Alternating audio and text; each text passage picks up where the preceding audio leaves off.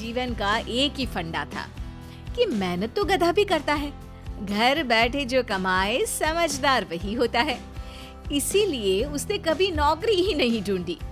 इस बात से हालांकि उसकी पत्नी शिखा बिल्कुल भी अग्री नहीं करती थी, पर फिर भी सूरज को समझाना बेकार था। टीवी में कैसे बनोगे करोड़पति का ऐड देखकर उसे लगा कि बस अब तो घर बैठे ही वो करोड़पति बन सकता है, और उसके पीछे उसने अपने सारे सोर्सेस एक्टिव कर दिए। 2 हफ्ते में उसके कलीग के साले के पड़ोसी के बेटे का सोर्स निकलता है जो कि उसे शो में पहुंचा सकता है, और सूरज उससे मिलने चला जाता है। अच्छा, तो हमें मुकेश जी बता रहे थे कि आप हमें शो में पहुंचा सकते हैं। हाँ, उसमें कोई तकलीफ नहीं है। मैं कल अगर कोशिश करूँ तो इसी महीने में आपका नंबर आ जाएगा। अरे ये तो बहुत बढ़िया हो गया। अच्छा, वो सिलेबस और क्वेश्चन पेपर का कोई जुगाड़ है क्या? उसका तो कोई जुगाड़ नहीं है। तो वो वाकई में कुछ भी पूछ सकते हैं? हाँ, वो तो बच्चन जी पर है, जो पढ़ते हैं वो पूछ लेते हैं।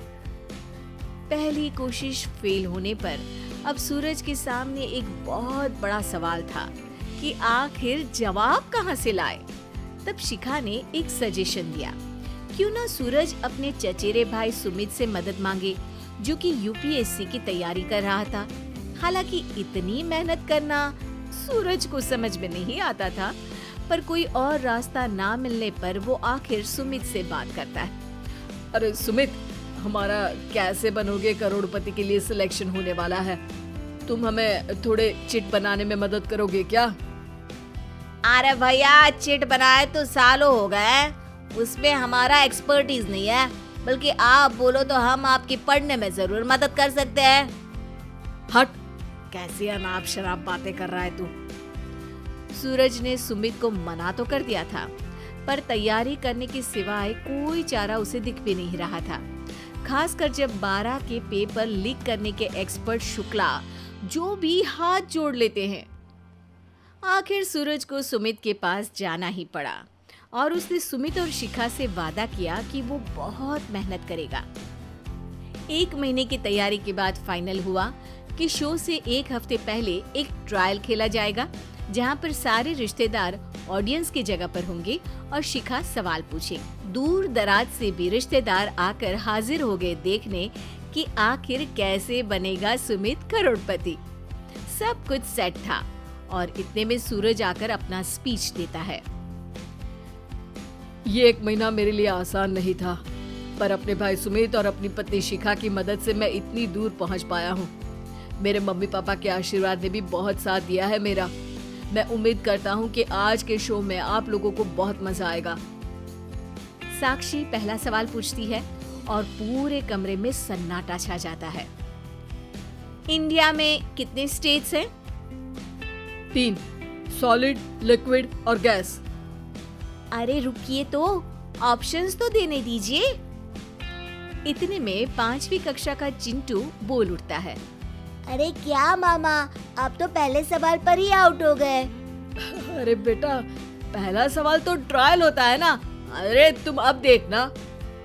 देखने जैसी बात तो थी ही। सूरज को इतना शांत किसी ने नहीं देखा था। कभी कभी तो लगता था मानो सूरज आँख खोलकर ही सो गया हो। मामा जल्दी करो प्लीज, कल सुबह पनवेल भी तो निकलना है। अरे हट, कंसंट्रेट करने दे मुझे। 3 सवाल में 3 लाइफलाइन खत्म हो चुकी थी, और अब चौथे सवाल पर भी सूरज का मौन नहीं टूटा। पर सूरज अभी भी हार मानने को तैयार नहीं था। उधर हर कोई सूरज को छोड़ सुमित को देख रहे थे। आखिर सुमित ने ही तो पढ़ाया था सूरज को। गजब बेइज्जती है यार।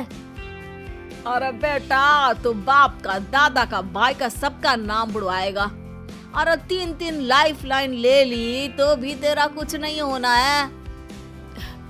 अरे कोई इतनी बात करता है क्या शो पर? अरे बेटा, शो पर तेरे जैसे भी तो नहीं आते ना। सूरज की ये जंग आखिर 1 घंटे बाद 5वें सवाल पर खत्म हो गई, जब उसने इंडिया के नेशनल बर्ड का नाम कहा, कौवा। अरे बेटा मजा तो बहुत आया, बस थोड़ा टाइम पर खत्म होता तो आनंद भी आ जाता। ताने बारिश के बूंदों की तरह बरस रहे थे और सूरज को भी समझ आ रहा था कि ये करोड़पति बनना शायद उसके बस के बाहर की बात है। पर वो आखिर ये बात मान कैसे लेता? वो सख्त लौंडा जो ठहरा, उसने सोचा कि बेइज्जती तो हो ही चुकी है, पर अगर मैं हार नहीं मानूं तो शायद कुछ हो सकता है। शिखा तुम देखना, असली शो में आग लगा दूंगा, आग, करोड़पति बनूंगा मैं। हाँ, सब्जियां खत्म हो गई है घर पे, ले आओ। पहले पति बन जाओ फिर करोड़पति बनना। अरे गजब बेइज्जती है यार। बेटा अभी तो घर पर ही हुई है, 1 हफ्ते में तो तुम देश के सामने करवा कर आओगे।